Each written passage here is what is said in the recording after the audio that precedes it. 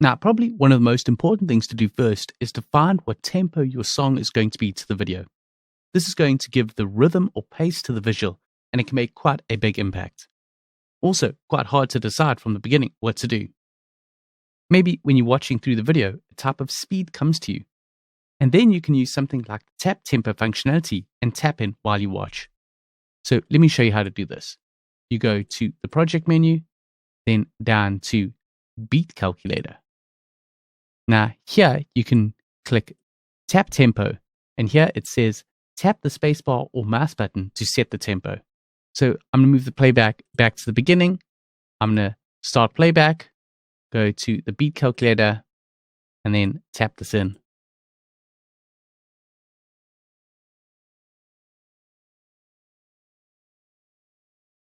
I'm happy with that tempo, so I'll click OK.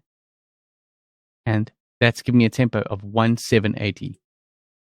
I'm going to round that to 108. So then I could make this 108.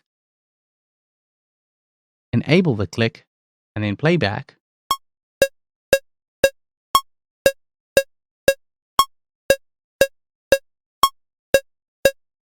And see if that tempo sort of fits with the music.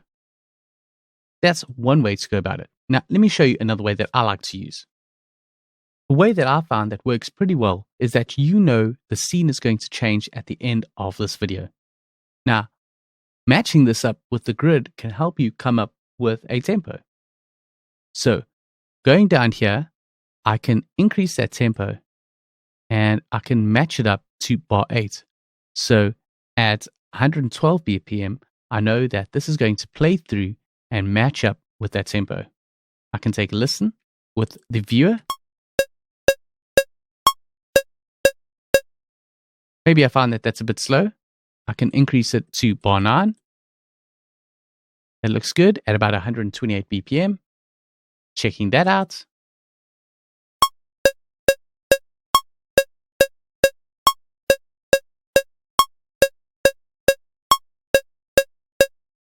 So I feel that that gives a really nice sort of pace to that video.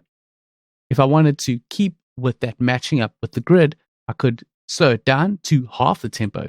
So half of 128 is 64. And see, that's still going to match up with a bar, but it's going to be much slower.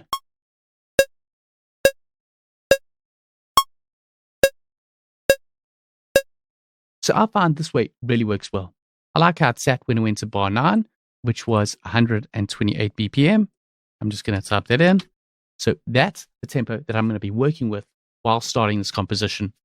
This might change as you go through the project, but I find by just setting it up so the video matches to a grid gives you a lot of flexibility when working to a grid. For example, when you're working with your MIDI and you want to quantize everything, you know that everything's going to sit within that grid, and when it hits bar 9, there'll be that end or change of a scene, and you can have a big hit there going into the next video.